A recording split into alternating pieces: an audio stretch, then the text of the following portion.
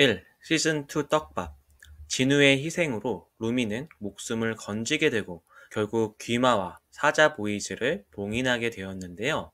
쿠키 영상에서는 남산타워 근처에서 악령들의 문신 모양이 붉은 빛을 뿜는 모습과 함께 혼문은 아직 열려있다는 자막, 그리고 진우의 마스코트였던 까치와 해치가 여전히 살아있는 모습을 보여주면서 진우가 아직 죽지 않은 것이 아닐까 하는 추측과 함께 후속편에 복선을 남겼습니다. 2. 감독의 정체. 감독의 이름은 매기 강입니다. 한국 이름은 강민지. 매기 강 감독은 한국에서 태어나 6살 무렵 캐나다로 이민을 떠나게 되었는데요. 매년 여름방학이 되면 고국인 한국을 찾았고 캐나다에 있을 때도 고향에 대한 향수를 떠올리며 한국의 여러 콘텐츠를 즐기고 빠져들었다고 합니다. 영화 감상이 취미였던 아버지의 영향을 받아 영화 제작에 관심을 가지게 되었고, 이후 쉐리던 컬리지를 비롯해 드림웍스, 워너 브라더스 등 글로벌 스튜디오에서 본격적으로 일을 배웠습니다. 그렇게 애니메이션 관련 회사에 다니면서 자연스럽게 애니메이션 제작에 관심을 가지게 되었고, 특히 어릴 적부터 즐겨보던 한국 콘텐츠를 구상할 계획을 세운 건데요. 그렇게 9년 이상 준비한 프로젝트가 바로 이번 K-팝 데몬 헌터스였죠. 3. K-팝이 없을 뻔했다. 사실 영화 제작 초기 단계에서 K-팝은 고려되지 않았다고 합니다. 그녀가 처음 떠올린 건 도깨비였어요. 도깨비는 한국을 대표하는 설화 속 존재였죠. 한국 문화를 배경으로 한 애니메이션을 만들고 싶다는 바람을 담은 이번 영화는 시각적으로도 참신하고 차별화된 소재를 찾기 위해 한국의 민간 설화와 괴담을 깊이 탐구한 결과물이라고 합니다.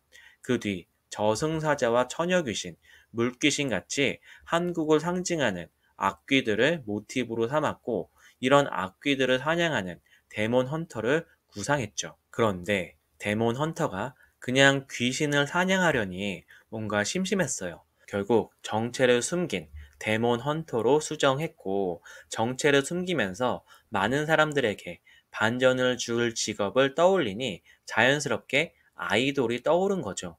결국 이렇게 해서 K-팝을 소재로 한 데몬 헌터가 탄생하게 된 겁니다. 특히나 K-팝 아이돌이라는 화려하고 대중적인 정체성과 악마 사냥이라는 비밀스러운 역할 사이의 이중 생활은 결국 이 작품의 가장 독창적인 세계관이자 상징적인 설정이라고 할 수 있습니다. 4. 루미는 솔로였다? 매기는 전형적인 히어로보다는 뭔가 더 인간적이고 솔직한 주인공을 원했다고 하는데요. 먹는 것을 좋아하는 자신과 비슷한 캐릭터로 설정했고, 그렇게 탄생한 캐릭터가 루미였죠. 매기강의 인터뷰에 의하면 제작 초기 루미라는 캐릭터는 원래 가족 안에서 일종의 문제와 같은 캐릭터로 설정되어 있었다고 합니다. 존재에 대한 회의감으로 인해 자존감도 많이 떨어진 캐릭터였죠. 처음엔 상처를 가득 안은 인물로 출발해서 점차 스스로의 가치를 발견하고 자존감을 찾아가는 이야기였다고 합니다. 5. 헌트릭스 탄생 비화. 투자사가 결정되고 제작 규모가 커지면서 초기 스토리에도 변화가 생겼는데요. 이후 매기와 함께한 제작팀은 구체적인 캐릭터를 만들기 위해 각자 자신들이 좋아하는 아이돌을 모티브로 삼았죠. 그 과정에서 미라와 조이라는 두 캐릭터가 새롭게 추가되며 지금의 걸그룹 구성으로 발전하게 된 거라고 합니다. 이렇게 세 명의 주인공 헌트릭스가 탄생하게 된 것이죠. 헌트릭스의 경우 있지, 블랙핑크, 트와이스 등 실제 K-팝 걸그룹의 스타일을 참고하되 3명의 멤버가 서로 완전히 다른 개성과 느낌을 갖도록 디자인하였다고 합니다. 캐릭터들의 독특한 비주얼을 만들기 위해 다양한 곳에서 자료를 수집했죠. 미라는 모델 안소연의 이미지가 반영되었고, 러블리한 조이는 다른 멤버와 다르게 웃을 때 입의 형태가 하트 모양에 가까워진다는 디테일이 있는데요. 루미의 경우 가장 시간과 공을 많이 들인 캐릭터라고 합니다. 소문에 따르면 블랙핑크 제니를 모티브로 했다는 설도 있는데요. 제작 과정에서 한국적인 느낌을 살리기 위해 특히 조명에도 신경을 많이 썼다고 합니다. 제작 초기엔 캐릭터마다 서양식 조명을 적용했지만 얼굴이 거칠고 낯설게 느껴졌죠. 결국 제작진은 방향을 틀어 한국적인 조명 방식과 미장센을 새롭게 연구했다고 합니다. 피부톤을 부드럽게 살리고 입체감을 과하게 강조하지 않고자 부단히 노력했고 그 결과 섬세하고 감성적인 한국식 조명 연출이 완성될 수 있었다고 합니다. 한마디로 헌트릭스 캐릭터 한 사람 한 사람은 굉장한 시간과 공을 들여 탄생하게 된 것이죠. 6. 호랑이와 까치의 비밀. 극 중 등장하는 호랑이와 까치는 한국 전통 민화의 대표작인 자코도에서 모티브로 얻은 캐릭터라고 합니다. 강 감독은 처음에는 호랑이 캐릭터를 어떻게 활용할지 확신이 없었지만 루미와 진우가 만나 대화를 나누는 장면을 구상하던 중 아이디어가 떠올랐다고 했는데요. 진우는 과거에서 온 인물이라 문자 대신 편지를 쓸 것 같았고 그 편지를 전달해주는 역할로 까치와 호랑이를 설정했던 것이죠. 이번 영화에서는 나오지 않았지만 호랑이는 더피, 까치는 서씨라는 이름을 가지고 있습니다. 이들은 혼문이라 불리는 현실과 마법 세계의 경계, 즉 중간 영역에 존재하는 존재들이라고 하는데요. 악령이라기보다는 정령에 가까운 성격을 지닌 그런 캐릭터인 셈이죠. 더피, 즉 호랑이는 매기강 감독이 키우는 애완 고양이와 자코도의 호랑이를 섞어 디자인되었다고 합니다. 7. 사자 보이즈의 탄생 비화 및 몇 가지 정보들. 이번에는 사자 보이즈의 탄생 비화입니다. 사자 보이즈는 투모로우 바이 투게더, BTS, 스트레이키즈, 에이티즈, 빅뱅, 몬스타엑스 등 다양한 보이그룹을 참고했다고 하는데요. 특히 진우는 아이돌보단 주로 한국 드라마 배우들에게서 모티브를 따왔으며 차은우와 남주혁을 많이 참고했다고 합니다. 사자보이즈 리더 진우 역의 목소리는 배우 안효섭이 성우를 맡았는데요. 진우 역의 캐스팅을 논의하던 시기 마침 드라마 산의 맞선이 유행했고 극중 안효섭이 유창하게 영어를 구사하는 모습을 보고 캐스팅을 확정지었다고 하죠. 실제로 안효섭은 어린 시절 캐나다에서 자라서 영어에 능통했는데요. 이 때문인지 산의 맞선의 OST였던 사랑인가 봐가 루미와 진우가 처음 만나는 장면에서 배경음악이 된 게 아닐까 추측해 봤습니다. 영화에서 보면 사자 보이즈의 컨셉은 크게 두 가지죠. 청량하고 발랄한 느낌의 소다팝과 카리스마 넘치는 저승사자 모드가 있는데요. 극중 사자 보이즈의 콘셉트 변화는 1세대 아이돌 그룹 H.O.T에서 영감을 받은 것이라고 합니다. 처음에는 사탕처럼 달콤한 버블팝 스타일로 시작해 마지막에는 어둡고 강렬한 저승사자 콘셉트로 마무리되죠. 이러한 구성은 강 감독의 아이디어에서 비롯된 것으로 H.O.T가 캔디와 행복으로 귀엽고 발랄한 이미지에서 위아 더 퓨처로 넘어가면서 선보인 절도 있는 파워풀한 퍼포먼스에 영향을 받았다고 합니다. 실제로 이처럼 극적인 콘셉트 변화는 K-팝 보이그룹의 오랜 전통이자 지금도 흔히 볼 수 있는 흐름입니다. 각 캐릭터들의 특징을 본다면 사자 보이즈 멤버 중 근육질인 에비를 제외하고선 모두 동일한 CG를 사용한 몸이라고 하네요. 에비라는 이름은 복근을 뜻하는 abdominal muscle의 줄임말 ABS에서 따온 것이기도 한데 그는 식스팩을 갖춘 전형적인 탄탄한 근육질 멤버로 다른 멤버들보다 약 20%더 많은 근육량을 가지고 있다고 하네요. 한편 영화 속 사자 보이즈는 우리랑 놀자라는 예능 프로그램에 참여하기도 합니다. 이 프로그램은 국내 예능 프로그램 주간 아이돌을 패러디한 것이라는 후문이 있는데요. 심지어 진행을 맡은 MC 캐릭터 역시 정형돈과 데프콘을 연상시키는 외모와 케미스트리를 보여주었죠. 한편 사자 보이즈의 팬덤명은 프라이드입니다. 이는 사자물이라는 뜻이라고 하는데요. 사자 보이즈에서 사자는 라이언, 즉 동물의 왕, 사자를 뜻하기도 하고 저승사자를 뜻하기도 하는 이중적인 의미라고 합니다. 8. 노래에 담긴 비화. 헌트릭스의 대표곡은 골든과 레인보우 혼문입니다. 그런데 제작 초기엔 골든 혼문만 존재했고 레인보우 혼문은 없었다고 하는데요.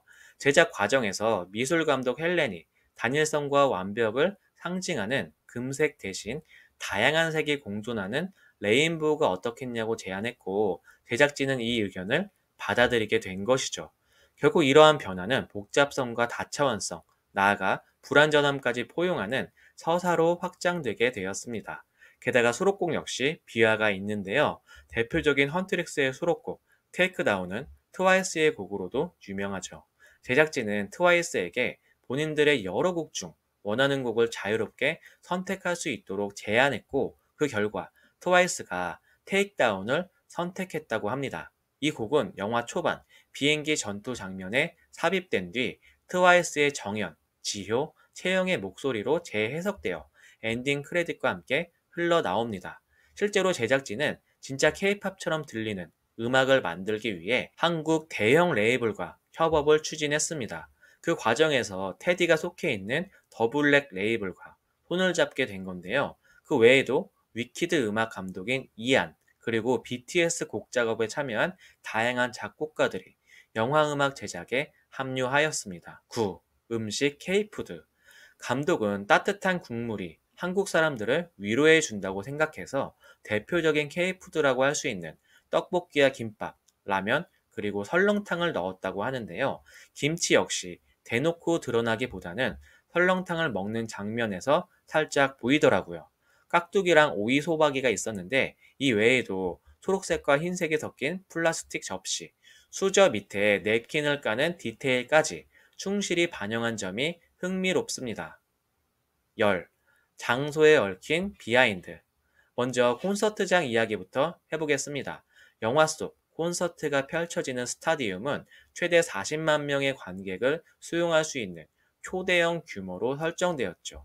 현존하는 우리나라 최대 공연장은 서울 월드컵 경기장으로 최대 8만 5천 명까지 수용이 가능하지만 영화 속 공연장은 돔 형태의 공연장으로 고척 스카이돔에 더 가깝습니다. 고척 스카이돔의 경우 최대 3만 명 정도의 인원을 수용할 수 있다고 하는데요. 매기강 감독은 이에 대해 애니메이션이니까 현실보다 더 과장할 수 있지 않을까라는 발상에서 초대형 공연장으로 기획했다고 합니다.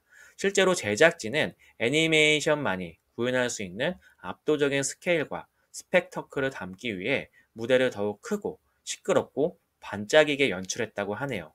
공연장 배경 그림으로 1월 오봉도를 넣은 것도 주목할 만한 부분이 아닐까 합니다. 다음으로 눈여겨볼 장소는 남산 서울타워인데요. 우리나라를 대표하는 랜드마크이자 서울의 상징이기도 한 남산타워가 세계적인 영화 속에 등장한 것만으로도 반가운 기분이 듭니다. 사실 롯데월드 타워도 제작진의 구상에 있었다고 하는데요. 셀링 김 아트 디렉터에 따르면 서울의 상징적 랜드마크인 남산 서울타워는 정식 라이선스를 취득해 영화 속에 실제 모습으로 등장하는 데 반면 롯데월드 타워는 라이선스를 확보하지 못해 최종 배경에서 제외됐다고 합니다. 시즌2가 제작된다면 상업적 라이센스 확보 문제가 좀 더 해결되지 않을까 기대해 보겠습니다. 11. 시즌2에 대한 이야기. 넷플릭스 측은 속편에 대해 긍정적이라고 밝혔는데요. 이번 영화에서는 주인공 루미의 부모와 셀린과의 관계, 헌트릭스 멤버들이 어떻게 헌터가 되었는지 등등 다양한 설정이 있었지만 본편에서는 시간과 이야기의 집중도를 고려해 모두 생략되었죠. 이에 대해 매기강 감독은 이번 영화는 루미가 자신의 결점을 받아들이고 자아를 수용하는 여정에 초점을 맞춘 작품이기에 그 외의 서사는 과감히 덜어냈다고 했는데요. 하지만 이러한 이야기들은 후속편이나 프리퀄을 통해 충분히 확장 가능성이 있는 서사라고 밝혔습니다. 공동 연출을 맡은 크리스 감독 역시 전할 수 있는 이야기가 정말 너무 많다라며 앞으로의 세계관 확장에 대해 여지를 남겼는데요. 주인공 루미 역을 맡은 아든조의 경우도 이미 매기와 크리스에게 속편 아이디어를 이야기했다. 지금은 자세히 말할 수 없지만 영화가 개봉되고 나면 꼭 알려드릴 것이라고 전해 속편에 대한 열의를 보였다는 후문입니다. 이상 K-팝 데몬 헌터스 숨겨진 비하인드 11가지였는데요. 영상이 좋았다면 구독, 좋아요 부탁드리고 댓글로 자유로운 의견 남겨주시면 다음 영상 제작에 큰 힘이 됩니다. 저는 그럼 또 다른 영상으로 돌아오겠습니다. 시청 감사합니다. Enjoy movie 드라마